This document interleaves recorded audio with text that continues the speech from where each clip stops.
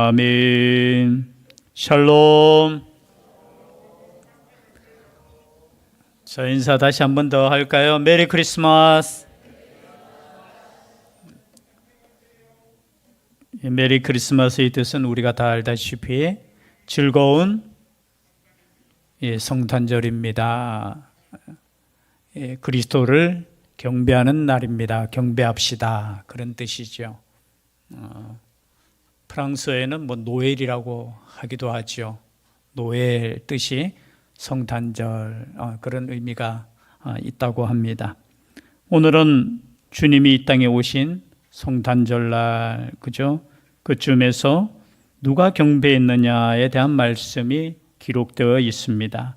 특별히 오늘 보니까 헤롯 왕 때에 예수께서 유대 베들레헴에서 나심에 헤롯 왕은 설교 시간에 여러분 많이 들어보셨겠지만 정식적인 유대의 왕은 아니죠. 유대인이 아닙니다. 그럼에도 불구하고 이 헤롯 왕의 아버지가 로마에 잘 보여서 헤롯의 이제 그 가문이 유대 땅의 왕으로 등극합니다. 원래 사실은 유대 땅은 예수님 오시기 전에 약 100년, 좀 140년 전에 하스몬 왕조가 생깁니다. 그것은 뭐냐면은 여러분 세상적으로 유명했던 그 알렉산더 대왕 아시지요? 알렉산더 대왕이 이제 죽고 난 이후에 그 4명의 장군과 또 아들에 의해서 통치가 됩니다. 그 중에 한 왕이 셀루커스 왕이라고 있습니다. 그런데 이 하나의 어떻게 보면은 다스리는 한쪽이 유대 땅을 굉장히 좀 힘들게 해요. 신앙도 제우스 신앙을 강요하고 또 예루살렘 성전에다가 제우스 신상을 세우고 또 여기에 격분해서 이제 이 하스몬 가문이 우리로 표현하면 혁명을 일으킵니다. 혁명이 아니고 뭐죠? 나라를 되찾는 걸 뭐라고 하죠? 단어가 갑자기 생각이 안 나네요. 그래서 결국은 성공을 하게 됩니다. 그래서 이 하스몬 왕조가 생기는데 이 하스몬 왕조는 제사장이에요. 그런데 왕도 하고 제사장도 하는 거예요. 그래서 좀 역사적으로 보면 많은 문제들을 일으킵니다. 결국에는 4분이 일어나요. 서로 왕이 되고 서로 또 제사장이 되겠다고 하다가 결국 엉뚱한 이 헤롯 가문에게 이 왕의 자리를 빼앗겨 버려요. 결국은 로마는 이 헤롯 가문을 유대의 정식 왕으로 이렇게 인정하게 되는 것입니다. 그런데 오늘 나오는 이 헤롯 왕, 성경에 보면은 헤롯 왕이 계속해서 등장하는데 지금 말하는 이 헤롯 왕을 우리가 보통 대헤롯이라고 합니다. 대헤롯인데 이 대헤롯은 얼마나 자신의 자리에 집착하고 또 굉장히 공포 정치를 했습니다. 어느 정도였느냐면 자신의 아내와 자신의 2 아들을 죽여요. 왜 죽이느냐? 자신의 자리에 위협이 될까 봐서 죽여버려요. 물론 그 아내도 미리암이라고 해서 하스몬 왕조의 마지막 그죠? 거기에 딸이에요. 그런데 결국은 제사장의 그 가문의 딸도 죽이고 그리고 자신의 2 아들도 죽일 만큼 여러분 우리의 인생에 있어서 성경의 전체적인 주제 중에 하나가 뭐냐? 누가 왕이냐라는 거예요. 여러분 여러분의 인생에서 누가 왕이십니까? 내가 왕이라면 여러분 우리는 여전히 그리스도인이 아니에요. 우리가 그리스도인이라고 하는 것은 내가 하나님을 믿는다는 것은 내가 예수 그리스도를 믿는다는 것은 나의 인생에 있어서 그리스도가 나의 왕이시고 나의 주인이시라는 거예요. 저는 이러한 고백이 있는 성탄절이 될 수 있기를 바랍니다. 세상 사람들은 자신이 주인이잖아요. 자신이 왕이에요. 그리고 자신의 이름을 위해서 살고 자신의 인생을 위해서 살지만 우리는 그리스도인이라는 거예요. 그리스도를 왕으로 모시고 있는 사람들이라는 거죠. 그런데 그 헤롯 왕 때에 예수께서 유대 베들레헴에 나심에, 사실은 이 유대 베들레헴이라는 의미는 무슨 뜻이냐? 성경에 기록된 대로 오셨다라는 동시와 함께 당시에는 갈릴리 스불론 땅에 여기에 보면은 또 베들레헴이라는 장소가 또 있어요. 그래서 그거와 함께 또 구분하기 위해서 유대 땅 베들레헴에서 나심에 동방으로부터 박사들이 예루살렘에 이르러 말하되 유대인의 왕으로 나시니가 어디 계시냐라는 거예요. 이들은 별을 연구하는 박사, 이 박사라는 단어는 또 언어학적으로 보면은 왕이라고 표현도 합니다. 그래서 신학을 연구하는 사람들 가운데는 논쟁이 있어요. 이 사람들은 저 동방의 나라들의 왕이었다. 또 어떤 분들은 박사였다. 저는 여기에 성경에 기록된 대로 왕이든 박사든 별을 보고 경배하러 왔다는 거예요. 여러분, 이들의 이름도 성경에 나옵니까? 나오지 않습니까? 나오지 않아요. 뒤에 보면은 어느 교회의 6세기입니까? 거기에 보니까 벽에 그 이름들이 나오고 또 여러 동방 박사에 대한 이제 우리로 표현하면 전해 내려오는 이야기들이 굉장히 많아요. 4명이다, 어떤 분 8명이다. 아니, 당시에 이분들이 오기 위해서는 수많은 수행원들이 또 왔다. 여러 가지 설이 있지만 그게 중요한 건 아닌 것 같아요. 왜냐하면 여기는 이름도 기록하지 않아요. 그것은 이름을 몰라도 되는 줄 믿습니다.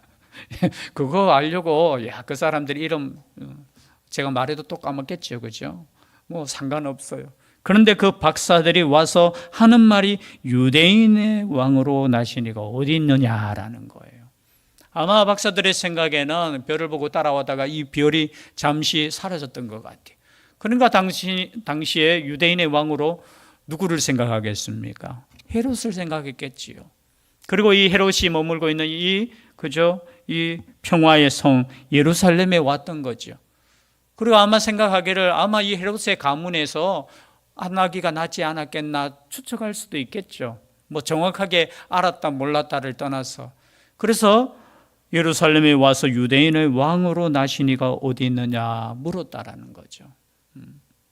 근데 사실은 예수님은 유대인의 왕으로 오신 게 아닙니다. 만왕의 왕으로 오신 줄 믿습니다. 그러나 여러분, 이 당시에는 그죠? 유대인들도 그러했고, 그리고 성경을 이해하는 그 좁은 성경으로 어떻게 해요? 이런 마음을 가졌다. 우리를 구원하여 줄, 유대를 구원하여 주고 저 로마를 이길 구원자가 나타날 것이다. 지금도 이스라엘 사람들은 그걸 믿잖아요. 자신들의 왕, 그죠? 그리고 자신들이 온 세계를 통치하는 그날을 꿈꾸면서 여전히 그리스도를 기다리고 있는 것이 뭡니까? 유대교의 유대교. 그러니까 이 유대인 왕으로 나시니가 어디 계시냐? 우리가 동방에서 그의 별을 보고 그에게 경배하러 왔노라 하니 그의 별. 여기서 별이 나오는 거예요. 7절에도 별이 나타난데 9절에도 그 별, 10절에도 별을 보고 계속해서 나오는 단어가 별이에요. 그래서 성탄절에 여러 가지 상징적인 심볼이 있겠지만 별이 상징적인 거예요. 이 별이 이 땅에 비추고 이 별이 이 땅에 내려오고 이 별 대신 예수 그리스도께서 이 땅에 오셨다라는 거. 물론 이것은 성경에 나오는 말씀이죠. 민수기 24장 17절 말씀을 보면 한 별이 야곱에서 나오며 하면서 이미 예언된 말씀이에요. 그런데 그 별을 보고 왔는데 그 별이 사라지니까 예루살렘에 가서 유대인의 왕으로 나시니가 어디 계시냐. 제가 설교 시간에 한번 말씀드렸는 거 아니에요. 별이 사라졌다고. 제가 금요기도에 말씀드렸습니까? 여러분, 트리가 있지만 이 트리에 별을 항상 위에 꼭대기에 이렇게 세워놓는 의미가 있습니다. 별이 상징하는 것이 있다는 거죠. 예수 그리스도의 이 땅에 나심을 상징하는 거예요. 그런데 제가 보니까 트리들이 다 있는데 여러분 트리를 자세히 보세요. 이렇게 길가에 보통 가게에도 트리를 만들어 놓잖아요. 그죠? 성탄절이라고 해서. 제가 또 한번 금요일 기도회 시간에 제가 보니까 말씀을 드렸는데 그거 기억나실 거예요. 성탄절을 맞이해서 소주 2,000원 하면서. 그래 성탄절을 맞이하는데 우리의 마음과 아마 세상의 마음은 다를 거예요. 이 성탄절을 맞이해서 세상은 그냥 즐겁고 자기들끼리 그냥 선물 나누고 그냥 좋은 추억을 가지려는 그런데 이 소식 자체가 사실은 예루살렘의 기쁨의 소식이 되어야 되는데 기쁨의 소식이 되지 못했는 거예요. 뒤에 말씀해 보니까 헤롯 왕과 온 예루살렘이 듣고 뭐한지라 소동한지라 하는 거예요. 소동한지라. 아니, 다른 성이 아니잖아요. 평화의 도시, 그리고 예수 그리스도를 기다려야 되는 그 도시, 그리고 하나님만을 예배하는 그 도시, 그 성 예루살렘이 소동했다는 거예요. 소동. 기뻐하는 것도 아니에요. 여기는 보면 소동이라는 단어 뜻은 혼란, 동요 이런 뜻이에요. 왜냐하면 그 당시에 예루살렘을 지배하고 있고 유대 땅을 지배하고 있는 왕이 누굽니까? 헤롯이라는 왕이에요. 왕. 그런데 그 땅에 만왕의 왕이신 예수님께서 오셨다고 하니까 세상이 요동할 수밖에 없죠. 여러분, 마찬가지로 우리 주님은 다시 오실 줄 믿습니다. 우리는 다시 오실 주님을 기다려요. 그 주님이 오셨을 때 여러분, 소동이 아니라 기쁨과 감사가 넘치는 외침이 있기를 주의 이름으로 축복합니다. 계시록에도 보면은 그런 말씀이 나와요. 그죠? 애곡하리라. 요한계시록 1장에 보면은 주님께서 다시 오시는 그 모습을 보고 세상은 애곡한다는, 애곡이라는 단어의 뜻이 뭐냐면 가슴을 치고 후회한다는 그런 말이죠. 후회한다는. 여러분, 다시 오실 주님은 이렇게 우리가 준비하면 안 돼요. 그런데 예루살렘, 그리고 유대인의 왕이었던 헤롯 왕은 소동하고 이 왕이 모든 대제사장과 백성의 서기관들을 모아 그리스도가 어디서 나겠느냐 물으니, 대제사장과 백성의 서기관, 여기 대제사장 원문에는 들이에요. 이 당시에 대제사장들이 워낙 자주 바뀌었어요. 헤롯 가문이 이렇게 다스릴 동안 모르겠어요. 그러니까 성경에 제가 옛날에 본 책에 보니까 28명이 바뀌었나? 그리고 예수님 오시기 전 한 400년 기간이 암흑기라 했잖아요. 그때 대제사장이 약 300명이 바뀌었어요. 거의 2년을 못 채우고 권력 투쟁을 했다는 거예요. 다른 말로 표현하면 이 대제사장은, 유대의 대제사장은 왕과 같은 직분이었어요. 그러니까 그 권력을 잡기 위해서 서로 간에 싸우고 암투가 있었다라는 증거죠. 이 당시에도 마찬가지입니다. 왕이 모든 대제사장, 그죠? 안나스, 가야바, 여러분 성경에 나오는 이름이죠. 안나스 가문에서 이제 제사장직을 이렇게 독식하는 그때예요. 근데 로마에 의해서 이 안나스 대제사장이 쫓겨났는데 얼마나 힘이 좋은지 나중에는 자기의 사위를 또 그 자리에 앉혀서 예수님 오실 때까지 계속해서 그 대제사장직에 앉아 있는 거예요. 그리고 백성의 서기관들은 누구냐? 이 당시에 바리새파 사람들 중에 서기관들이 성경을 연구하고 그 당시에 보면은 공무원과 같은 거예요. 행정관들. 그 사람들을 모아서 야, 너희들이 성경을 연구하는 사람들인데 그리스도가 어디서 나겠느냐 물으니 5절 말씀에 이르되 유대 베들레헴이 오니 이는 선지자로 이렇게 기록된 바. 다 알고 있었어요. 어디에서 날 것인가. 물론 언제는 성경에 말씀하시지 않았죠. 그런데 어디에 날 것인가를 알고 있어요. 분명히. 또 유대 땅 베들레헴아 너는 유대 고을 중에서 가장 작지 아니하도다. 네게서 한 다스리는 자가 나와서 내 백성 이스라엘의 목자가 되리라 하였음이니이다. 이에 헤롯이 가만히 박사들을 불러 별이 나타난 데를 자세히 묻고, 어디서 날 것도 알고 있어요. 그러면 여러분, 이 소식을 들었으면 가야 됩니까? 안 가야 됩니까? 대제사장과 서기관들이 누굽니까? 오늘날로 말하면은 하나님을 예배하는데 앞장서는 지도자들이에요. 지도자들. 꼭 뭐 동일한 건 아니지만 그저 성경에 대해서 더 잘하는 목회자들. 그런데 그것을 아는데 어떻게 해요? 달려가서 경배하기는커녕 어떻게 보고를 해요? 그런데 헤롯은 또 가만히 박사들을 불러요. 왜 가만히 불렀겠습니까? 속셈이 있는 거죠. 여러분, 왕이 나셨다 하면 어떻게 해요? 그 왕에 대해서 경배하러 가자가 아니고 어떻게 해요? 가만히 불러서 만약에 찾거든 나에게 구하여 나도 가서 그에게 경배하게 하라. 이 뻥이죠. 자기가 찾아가야지. 그렇습니까? 안 그렇습니까? 그런데 찾거든 나에게 보고해라. 그러면 나도 가서 경배하겠다. 근데 박사들이 왕의 말을 듣고 갈새 동방에서 보던 그 별이 문득 앞서 인도하여 가다가 악이 있는 곳에 위에 머물러 서 있는지라 그들이 별을 보고 매우 크게 기뻐하더라. 여러분 세상에 보니까 기뻐하지 말아야 될 동방, 여러분 동방이 뭐 어디입니까? 우리로 표현하면 이방이라는 거예요. 이방 땅. 뭐 성경을 연구하는 사람들이 그곳이 뭐 어디냐, 옛날에 바사 뭐 그죠? 바벨론 뭐 아니면 여러 가지 장소를 연구하는데 유대 땅이 아니었다는 거예요. 동방에서 온 이방인들이 경배했다라는 뜻이에요. 여기에는 그 사람들이 오히려 별을 보고 크게 기뻐하더라. 예언된 대로예요. 왜냐하면 구약 성경에 다 예언이 되어 있어요. 이방의 왕들이 와서 경배하겠다. 그들이 별을 보고 매우 크게 기뻐하더라. 집에 들어가 아기와 그 어머니 마리아와 함께 있는 것을 보고 엎드려 아기께 경배하고 보배압을 열어 황금과 유향과 모략을 예물로 드리니라. 누구에게 경배하고요? 아기께 경배하고. 물론 여기에 대해서 뭐 어떤 사람들은 뭐 아기 예수님만 아직까지 경배하나 이렇게 말하면서 엉뚱한 소리 하는 사람들이 있어요. 여러분, 아기로 오신 분도 그리스도이십니다. 아기께 경배하는 거예요. 이 말은, 이 의미는 무슨 뜻이냐면 마리아가 함께 있었지만 마리아를 경배하는 것이 아니라는 거예요. 오직 누구만 경배한다고요? 오직 예수 그리스도만 경배하는 거예요. 우리의 예배는 누구를 위한 예배입니까? 자신을 위한 예배가 아니에요.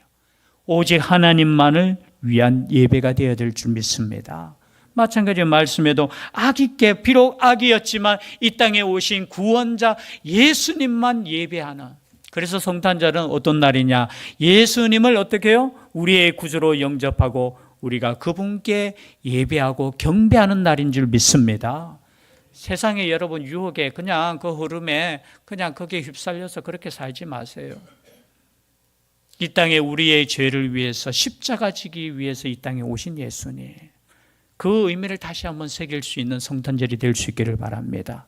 또한 그분께 모든 영광을 돌리는, 그분을 왕으로 모시는, 그래서 오늘의 말씀에 제가 결론을 내리면 여기 동방박사 이름도 나오지 않아요. 중요하지 않아요. 몇 명도 중요하지 않아요. 그분들이 드린 예물이 또 이렇게 기록이 되어 있어요. 의미가 있어요. 아, 이렇게 귀한 것을 드렸다. 야, 예물에 집중하는 것이 아니라 그분들이 드렸던 예물이 뭐냐? 황금, 그리고 유향, 몰약이라는 거예요. 뭐 황금은 여러분 다 아시죠, 그죠? 유향도 여러분 아실 겁니다. 아라비아 산에서, 그죠? 나는 나무에서 다 이렇게. 그리고 몰약도 마찬가지예요. 이것이 성경에 분명하게 기록된 이유는 뭐냐? 이 의미가 보통 뭐 또 해석을 합니다. 황금은 왕을 상징하고, 또 유향은 선지자, 또 몰약은 제사장을 의미한다. 이렇게 해석하는 경우도 있고요. 우리의 믿음의 선비였던 칼빈 선생님은 황금은 왕을 상징한다. 왕으로 오신 예수님을 높이는 것. 그리고 유향은 제사장으로 오신 예수님을 높이는 것. 그리고 몰약은 뭐냐? 몰약은 그 제사장으로 오신, 왕으로 오신 예수 그리스도께서 우리를 위해서 십자가의 죽으심을 경배하는 그것이다라고 해석하고 있습니다. 그 의미는 우리가 여러 가지로 해석할 수 있지만 아마 그 의미일 거예요. 왕으로 오시고 제사장으로 오시고 우리의 생명을 위해서 이 땅에 헌신할 걸. 그죠? 이 동방박사들은 자기가 알았는지 몰랐는지는 모르지만 이것을 아기 예수께 드렸다라는 거예요. 우리도 마찬가지입니다. 예수 그리스도를 우리가 예배하고 하나님을 예배할 때 그분이 누구신가를 우리가 알고 그분께 합당한 경배를 드려야 된다는 것. 그래서 오늘 말씀대로 이 동방박사가 하나님께 또 아기 예수께 경배하고 하나님께 헌신했듯이 우리의 삶 자체가 왕으로 이 땅에 오신, 우리를 구원하기 위해 이 땅에 오신 예수님을 진정한 왕으로 섬기시고 오직 예수님께, 하나님께만 경배할 수 있는 우리의 삶 될 수 있기를, 성탄절 될 수 있기를 주의 이름으로 축복합니다. 기도드리겠습니다. 사랑의 하나님, 우리의 죄를 위해서 육신의 몸을 입으시고 이 땅에 오신 예수 그리스도를 이 시간 경배하며 우리의 마음을 드립니다. 우리 하나님 아버지, 이 시간에 함께하여 주셔서 진정한 우리의 마음으로 하나님을 경배하며 예수님을 경배할 수 있는 저희들 되게 하여 주시옵소서. 이 땅에 왕으로 오신 예수님을 진정한 왕으로 인정하는 우리의 삶 되게 하여 주시옵소서. 함께하여 주실 줄 믿사오고 예수님 이름으로 기도드리옵나이다. 아멘. 아멘. 천국의 시민권을 선물로 얻으신 성도 여러분, 오늘대로 말씀을 나가서 전파하며 복음의 증인되어 사십시오. 아멘. 이제부터 성도로서 말씀에 순종하는 삶을 살도록 힘쓰겠으며 나가서 복음 전하며 성도답게